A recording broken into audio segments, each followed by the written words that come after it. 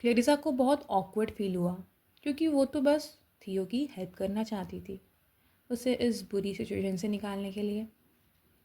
अपनी घड़ी देखते हुए ड्यूक ने कोल्डली कहा, ये तुम्हारी ड्यूटी पर रिपोर्ट करने का टाइम है, ना कि दूसरों की बातों में अपनी नाक घुसाने का। उसने उसको फॉलो करने के लिए कहा और अभी उसके ऑफिस में रिपोर्ट देने के लिए कहा। क्लेरिसा उस वक्त बहुत ज़्यादा वरीड थी। वो सोच रही थी कि कहीं एरिक अकेले जाके रो तो नहीं रहा। उस दिन ड्यूक के असिस्टेंट को भी ये बात खटकी। उसने लेडी क्लेरिसा से सुना था एंड उसने ड्यूक को कहा कि उसे अपने थॉट एक्सप्रेस करने के लिए कोई और नया तरीका ढूंढना चाहिए। ड्यूक ने एरिक से रिलेटेड मामलों में असिस्टेंट को भी बोल दिया कि तुम इसमें इंटरफेयर मत करो, लेकिन असिस्टेंट ने कहा अगर वो अपने वर्ड्स को कुछ अलग ढंग से बोले तो वो कम रूड लगेंगे। असिस्टेंट ने आगे कहा कि क्लैरिस को ये बात पसंद नहीं आई एंड ड्यूक, आपने देखा नहीं था कि वो इंस्ट्रक्टर एरिक से कैसे बिहेव कर रहा था। दरअसल एल्बर्ट बैटलफील्ड के बाहर का जो जीवन है उसका आदी नहीं था एंड खासकर औरतों के साथ कैसे डील करना है वो उसे बिल्कुल नहीं आता था। असिस्टेंट ने उसकी फीलिंग को समझा, लेकिन ये तो कोई रीज़न नहीं था ना किसी के साथ रूड बिहेव करने का। एंड इस बार ड्यूक सच में गलत था। डिनर के दौरान ड्यूक ने केयरफुली डॉक्यूमेंट्स को स्टडी किया जिनमें लेडी क्लेरिसा ने अपनी ड्यूटीज़ के परफॉर्मेंस का रिपोर्ट लिखा था। ये लॉर्ड थियो के मैजिकल एक्टिविटीज़, उसकी इमिशन रेट, किस वक्त वो हुआ एंड फिज़िकल कंडीशन क्या थी, इस पर का डाटा था। सब कुछ बहुत एक्यूरेसी के साथ लिखा गया था। असिस्टेंट ने डॉक्यूमेंट्स को क्लोजली देखा एंड ये सच में बहुत शॉकिंग था क्योंकि उसने मैजिकल इमिशन में बहुत हद तक कमी पाई। ड्यूक के साथ एक प्राइवेट कन्वर्सेशन में उसने सजेस्ट किया कि ऐसा लगता है ये औरत सच में ड्यूक की फैमिली के श्राप को तोड़ सकती है। एल्बर्ट जल्दी कंक्लूजन पे नहीं पहुंचने वाला था और अभी के लिए ये बस अपने बेटे को बचाने का एक ग्रेट अपॉर्चुनिटी थी। इस पूरे वक्त क्लैरिसा बहुत बेचैन थी। वो पूरे टाइम एरिक के बारे में सोच रही थी। क्या वो ठीक होगा उस बुरे लेसन के बाद? वो एरिक के बारे में बहुत ज़्यादा वरीड थी। भले ही वो सिर्फ थियो की नैनी थी, लेकिन वो कुछ नहीं कर सकती थी एरिक के लिए। पर पर चिंता तो होंगी ही ना। लेकिन अब उसे मैजिक स्टडी करने पर फोकस करना था क्योंकि बेबी थियो सो गया था एंड उसने अभी के लिए टेम्परेरी नैनी के पास उसे छोड़ दिया था। लाइब्रेरी में एंटर करते हुए उसने नोटिस किया कि एरिक के टेबल पर हीलिंग मैजिक एंड अलग अलग मेडिसिनल बुक्स रखी है।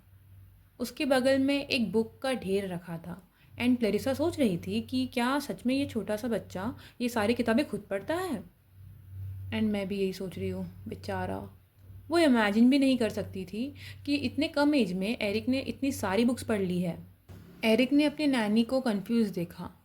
क्लेरिसा ने आगे कहा कि वो खुद भी सीक्रेटली पढ़ाई करती थी, लेकिन वो कभी एरिक जितनी स्मार्ट नहीं बन पाई।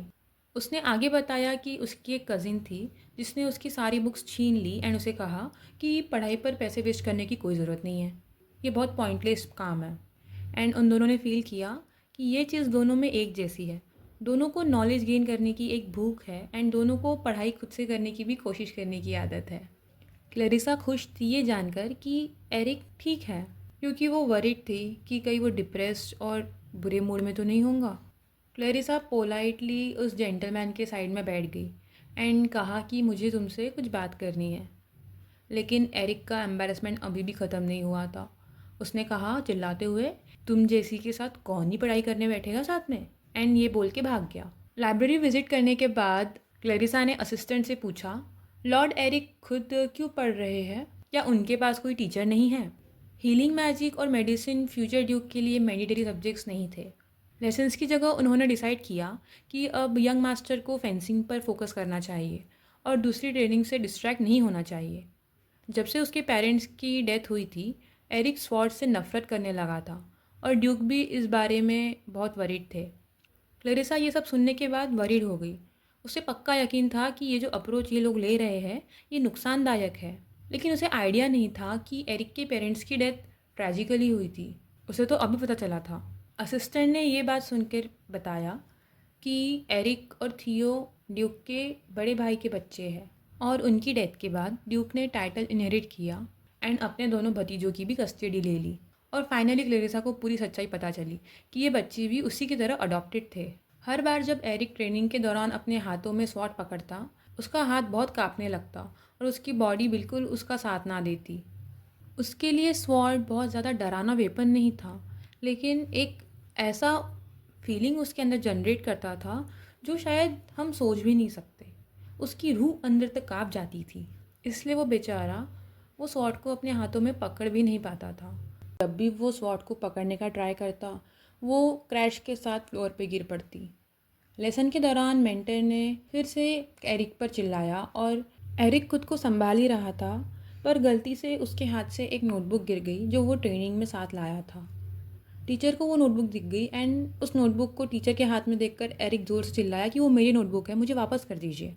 लेकिन वो सड़ियल टीचर, उसने एक भी नहीं सुनी एरिक की एंड उसको ऐसे अजीबोगरीब नाम देते हुए, उसे वीक कहते हुए, उसे ड्यूक के टाइटल के लिए अनवर्दी कहते हुए उस बुक को फाड़ दिया एंड ये डिक्लेयर कर दिया कि उसे इससे छुटकारा पाना ही बेस्ट है। यंग मास्टर ने देखा कि ये बुरे टीचर ने उसके साथ क्या किया एंड वो समझ नहीं पा रहा था कि वो उसके साथ इतना क्रूअल बिहेव क्यों करता है।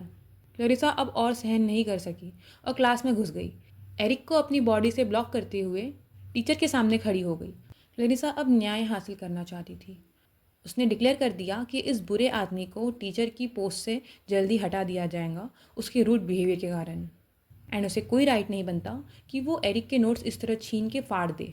वो बुरा सा आदमी गुस्से में आ गया। उसके सामने ये जो लड़की अपीयर हो गई थी, उससे उसने पूछा कि तुम कौन हो। लरिसा ने खुद को ड्यूक का सर्वेंट कहा, लेकिन उसका स्टेटस उसके लिए अभी कोई इम्पोर्टेंस नहीं रखता था। आदमी चिल्लाया, लेडी तुम नहीं जानती कि तुम्हारे सामने कौन खड़ा है, क्योंकि वो लॉर्ड एरिक का इंस्ट्रक्टर था एंड वो किसी के ओपिनियन में इंटरेस्ट नहीं रखता था।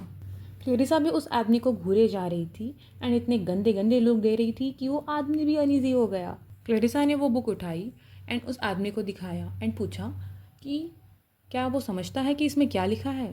क्लेरिसा ने आगे कहा कि लॉर्ड एरिक एक जीनियस चाइल्ड है। उसके पास हीलिंग मैजिक है जो दुनिया में सबसे ज़्यादा डिफ़िकल्ट मैजिक माना जाता है, और अगर एरिक को इस वक्त उस मैजिक को यूज़ करने में डिफ़िकल्टी आ रही है तो वो इसलिए है क्योंकि वो बहुत छोटे हैं। पर गलती करने पे इस तरह चिल्लाने की कोई ज़रूरत नहीं है। लरिसा ने आगे कहा कि बड़ों की जिम्मेदारी होती है कि वो बच्चों को सही राह दिखाए और उनके ग्रोथ में हेल्प करे, पर ये आदमी तो बार बार उसके ऊपर फिंगर पॉइंट कर रहा था और इतना रूडली और बुरी तरह बिहेव कर रहा था और चिल्ला रहा था। लरिसा ने क्लियर कट हिंट दे दिया उसे कि तुम्हारी मेंटरिंग में कुछ गड़बड़ है। लरिसा बहुत पोलाइट थी, बट वो आदमी अपनी आवाज़ बढ़ा देता है एंड उस सिचुएशन को समझने का ट्राई तक नहीं करता। यह उसकी नाकाबिलियत दिख रही थी, चाहे क्लेरिसा ने कितना भी पोलाइटली बात किया हो, बट वो आदमी अपना गुस्सा कंट्रोल ही नहीं कर पा रहा था एंड वो भड़क गया एंड कहा, तुम्हें क्या समझता है, तुम तो एक औरत हो, एंड अपना हाथ उस पर उठा दिया। क्लेरिसा ने हवा में उसका हाथ देखा एंड डर से अपनी आंखें क्लोज कर ली। उससे कोई पेन फील नहीं हुआ और उसने रियलाइज़ किया कि उस आदमी ने उसे हिट नहीं किया, बट उसका इंटेंशन तो यही था। वो आदमी क्लेरिसा को हिट नहीं कर पाया क्योंकि एक स्ट्रॉन्ग मेल हैंड ने उसका हाथ पकड़ लिया था। हमारा हीरो ड्यूक न जाने कहाँ से आ गया एंड फट से क्लेरिसा को बचा लिया। ड्यूक का गुस्सा अब हद से पार हो चुका था ये सब देखने के बाद। उसने बोला कि उसने पर्सनली इस औरत को थियो का ध्यान रखने के लिए हायर किया है और वो एग्जैक्टली उसके साथ क्या करने वाला था उसे आइडिया भी है। किसी रीज़न से इस वक्त एल्बर्ट ने क्लेरिसा को माय वुमेन कहा। मे बी शायद वो अपना क्वेश्चन सही तरीके से फॉर्मुलेट नहीं कर पाया था। ड्यूक का तो पता नहीं, लेकिन क्लेरिसा, एरिक एंड वो इंस्ट्रक्टर का तो मुंह देखने लायक था। तीनों का reaction was like, what, my women, इसने ये क्यों कहा। पर इंस्ट्रक्टर चालाक था। उसने फट से ड्यूक से माफ़ी मांग ली एंड कहा कि मैं आपसे तहे दिल से सॉरी कहता हूँ, जो ऑब्वियसली वो था तो नहीं। अगर ये औरत थियो की नैनी है, इससे तो उसका बिहेवियर और भी ज़्यादा अनएक्सेप्टेबल हो जाएगा ना। क्लेरिसा जानती थी कि उसे एरिक के लेसन्स में इंटरफेयर करने का कोई हक नहीं था एंड वो सॉरी के सिवाय कुछ और कह भी नहीं पाई। एरिक ने क्लेरिसा को डिफेंड करने का ट्राई किया एंड कहा कि वो बस उसकी हेल्प कर रही थी। एरिक आगे कुछ और बोलता, उससे पहले ही ड्यूक कहता है कि फिर भी तुम्हें इस बात का हक नहीं है कि तुम उस पर हाथ उठाओ जो मेरा है, एंड आज से तुम डिसमिस होते हो as a swot teacher of Eric.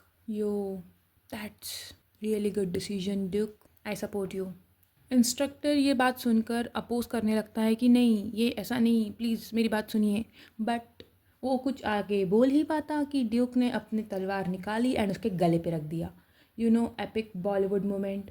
वो इंस्ट्रक्टर कुछ भी कहता, पर उसका कोई फ़ायदा नहीं था, क्योंकि उसने ऐसे दो बहुत बड़े क्राइम किए थे जिस पर माफ़ी नहीं दी जा सकती थी। एंड सबसे पहले उसने एक निशस्त्र महिला पर हमला करने की कोशिश की थी, जबकि वो एक खुद सोल्जर था।